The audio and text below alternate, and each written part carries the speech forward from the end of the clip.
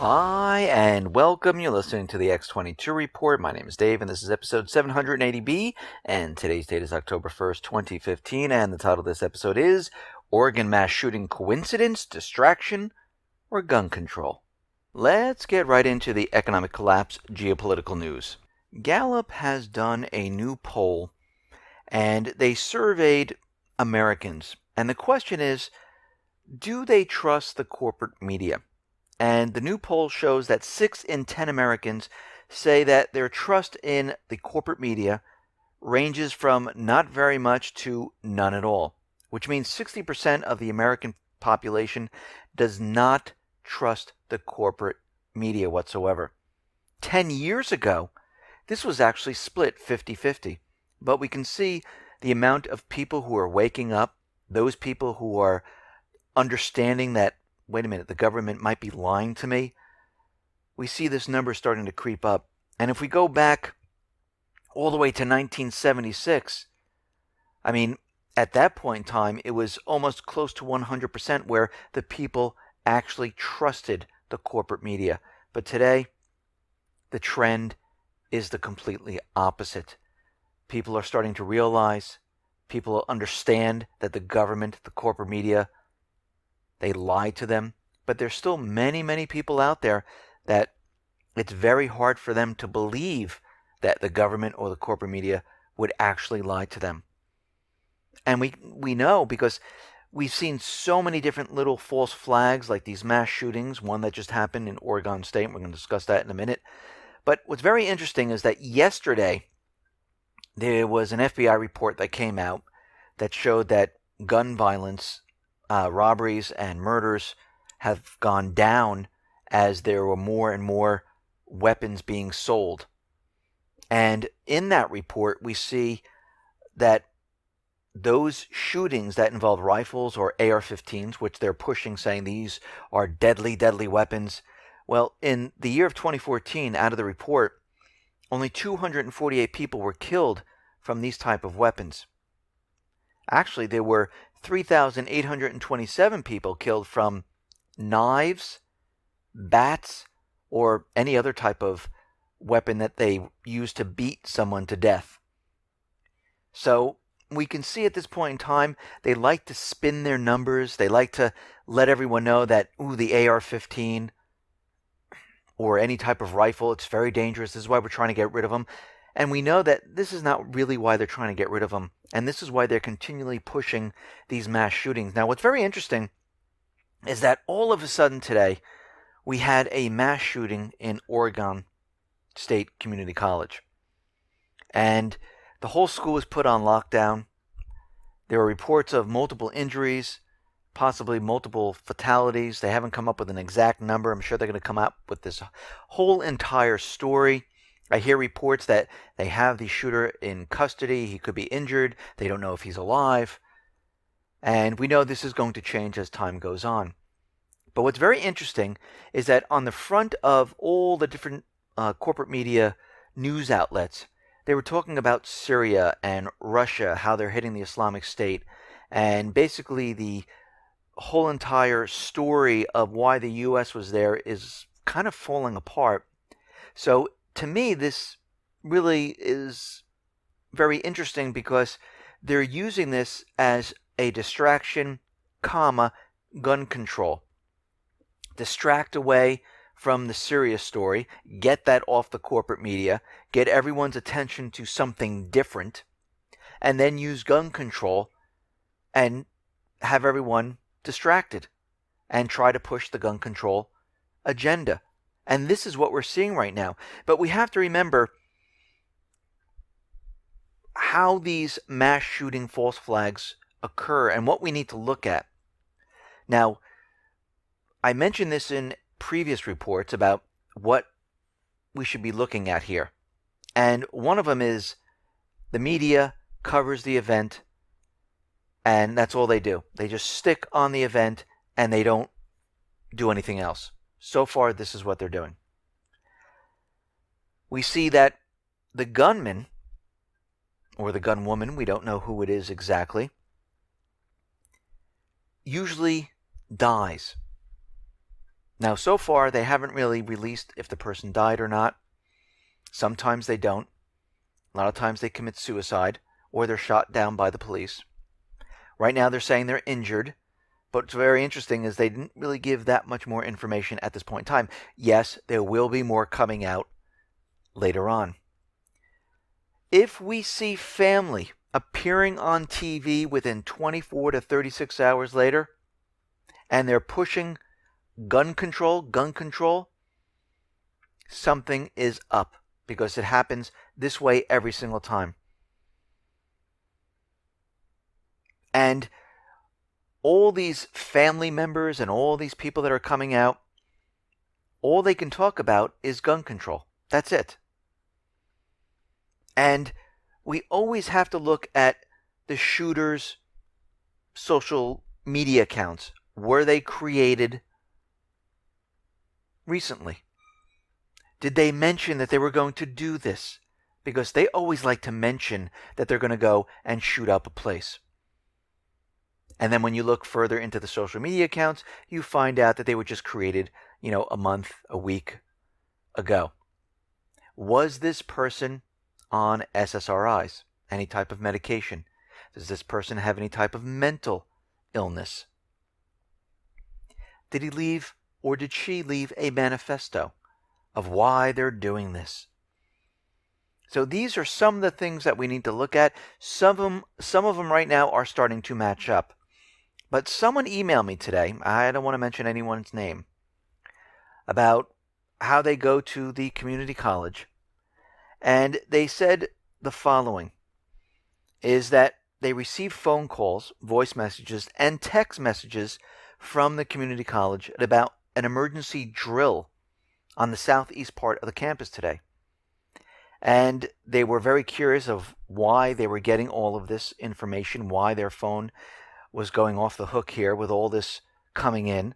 And then later on, we see that Oregon had a lockdown and there was a shooter running around. Now, is this a coincidence? Most likely not. Someone else emailed me saying that a lot of the people didn't hear gunshots and then later changed their story. And if they're going to use this shooting for gun control purposes, something very interesting is that this was again in a gun-free zone where they always take place, so nobody had weapons. And if you go back to May 2015, they passed a new gun bill, the Oregon Firearms Safety Act, which said everyone has to have a background check for when they purchase a private gun. So all private gun sales, you need background checks, whether it's person to person or over the internet. It doesn't make a difference. Because they said they needed this to stop all of this from happening. So now they have additional gun laws, which they just passed, and then we see this happen. So we can see it right now if you go with the official story. I guess these gun laws don't work. It's going to be very interesting how they explain this away and what story they're going to use. And of course, it's unfolding right now. And of course, they're not releasing that much information because I'm sure the FBI, the ATF, all the alphabet agencies are all there coordinating to try to get their story straight. And we'll have to see what they come out with. Now, out in Ukraine, we understand that Kiev decided to ban Russian flights, and then Russia turned around and said, okay, we're going to have no Ukrainian flights in Russia. And we're starting to see this, there's a backlash in Ukraine because 70% of the passengers on the flights between the two countries, they're all mostly Ukrainian. And Kiev's decision to ban some Russian airlines from Ukrainian airspace is having a backlash effect, just like when all the European countries decided to place sanctions on Russia, and then Russia turned around and said, okay, we're going to put a ban on your agricultural products. It had a boomerang effect where it affected the farmers, the earnings of these countries, the earnings of the farmers, and it hurt Europe more so than it hurt Russia. And we're seeing the same thing in Ukraine. But they don't care about this because they're trying to provoke Russia. They know where they're going with this. Now, what's very interesting, we understand that the players are pretty much all the same. And they keep letting us know that these are the countries that we'll be going to war with, which is Russia, China, North Korea, Iran, Syria, and others. A think tank came out, and they're speculating that North Korea might collapse from a regime change. Well, this is very interesting because we know this is what the U.S. government is known to do. They're known to go into a country and replace the governments. And this think tank said that they would need about 150,000 U.S. troops that would need to go into North Korea if the regime were to suddenly collapse. The Rand Corporation think tank speculates that this could happen. It says the forces would be needed to secure North Korea's weapons of mass destruction. Does this sound familiar? I mean, it sounds like Iraq. It sounds like Libya. It sounds like Syria. And they're already saying that, yes, we're going to have to get the weapons of mass destruction, and they're pushing for regime change. Because we know, with that movie and the cyber attacks, this is their whole MO. They're trying to remove the government. They want a regime change, just like they're doing in Syria, like they did in Iraq, Libya, Lebanon, Yemen, Ukraine.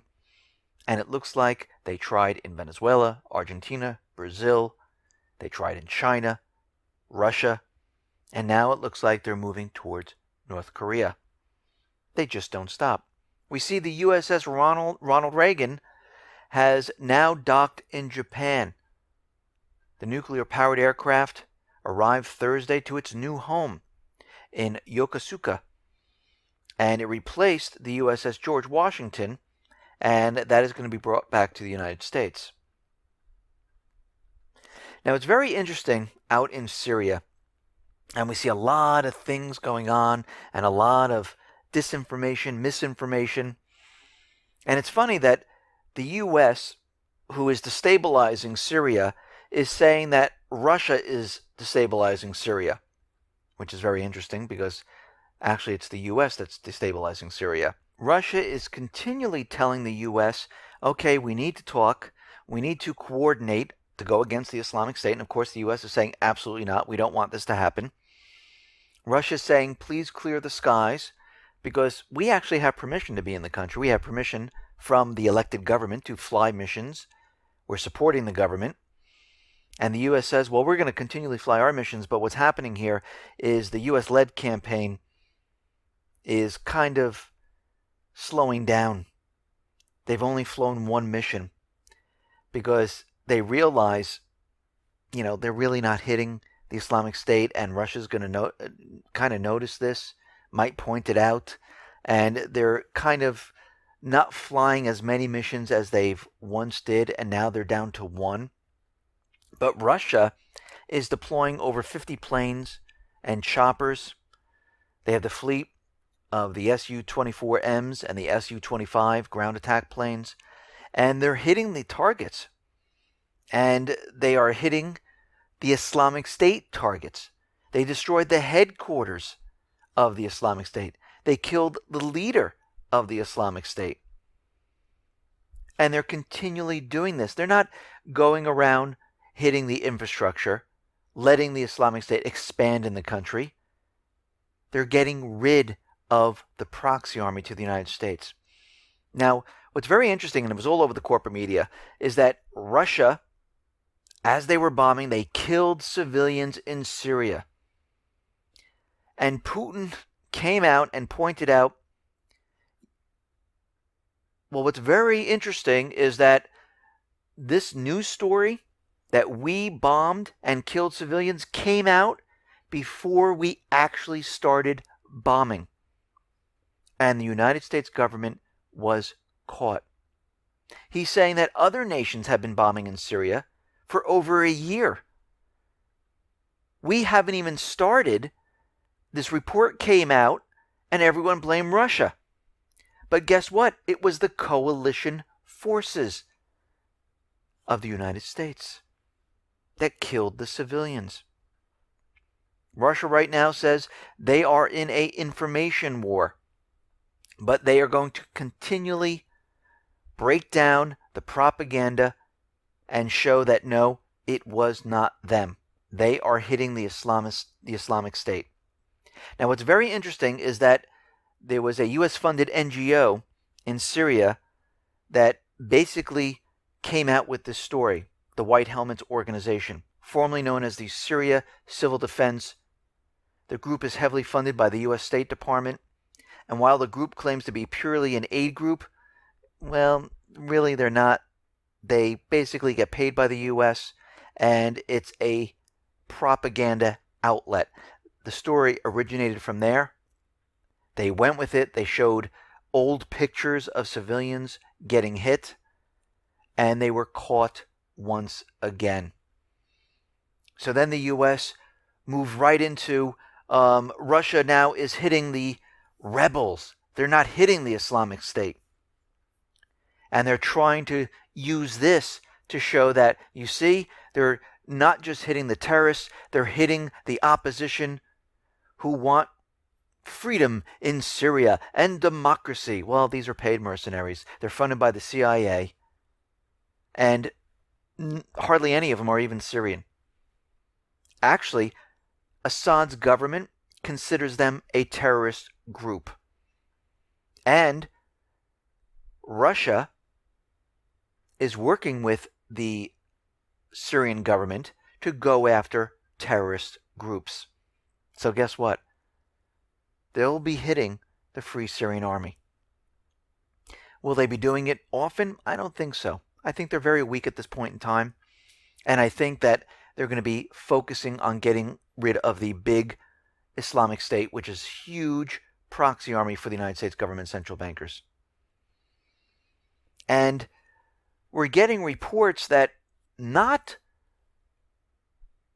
all of the strikes from Russia that hit the Free Syrian Army were from Russia. We're getting reports that America bombed the Free Syrian Army in Syria, killing several members in a botched mission. Remember, the Obama administration told the generals that he is going to be picking the approved targets. And they will use these approved targets, and this is what they'll strike. So the commander-in-chief is telling the armed forces what to do and what targets to hit. And it looks like he picked wrong. Now, there's a new patch on the U.S. Troops who are fighting the Islamic State, and the logo looks very similar to the Islamic State patch. Very similar, with the two swords crossed. I have the picture on the X22Report.com site, and it's just mind-boggling that they would have something that it looks so similar. Right now, we understand that Russia is continually bombing, sweeping across Syria, removing the Islamic State, and right now, we understand that China has their troops on standby and on the ready. Iran, which has an agreement with Syria, has hundreds of Iranian troops that arrived in Syria in the last 10 days. And they're putting together ground force. So what they're going to do is they're going to have the Syrian Air Force, along with Assad's Air Force. That is going to be cover for the ground troops. And they'll be moving into city. So after Russia bombs these locations, the Syrian army, the Iranian army, we'll see if the Chinese join. They'll be moving into these locations to remove the rest of the Islamic State. And we need to think about what's happening here. As Russia continually removes the Islamic State, The U.S. can't say, okay, this is why we're here. This is why we're bombing Saudi Arabia, Qatar, Jordan, the rest of the coalition forces, UK, France.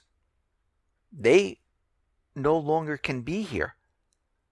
And they will not be able to bomb. They will not be able to bomb the infrastructure of Syria. They will not be able to be the air force for the Free Syrian Army / Islamic State. So they will have to remove themselves unless something happens. And we know when the United States government central bankers are placed in a position where they have no other place to go, this is when we're going to see a false flag event. This is when they're going to come out and say, okay, we need to do something. We need to get back into this fight. We need to start the war. Because you have to remember, why are they doing this? Because they want the pipeline built through Syria.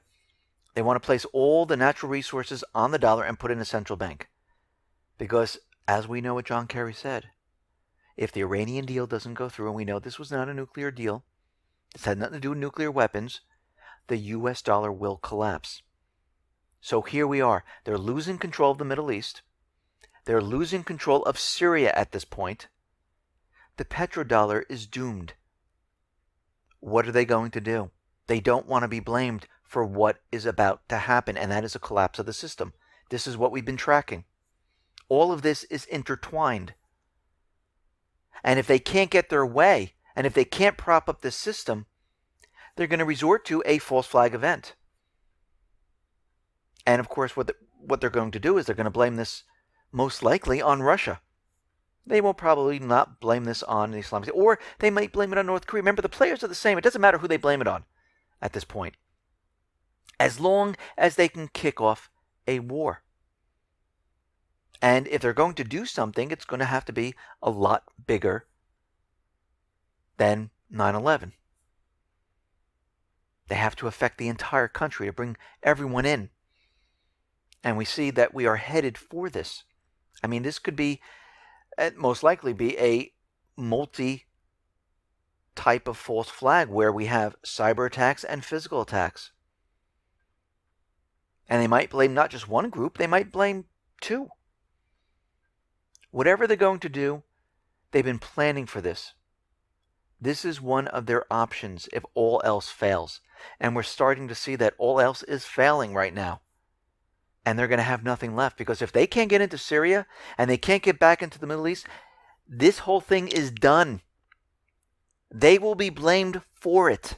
The petrodollar will cease to exist because the countries will start selling their oil not using the dollar.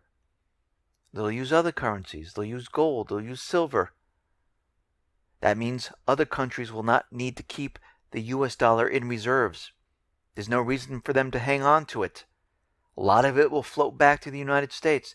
This will be a complete disaster. Listen, everyone, thanks a lot for listening. Be well, be safe, and especially be prepared. Thanks a lot.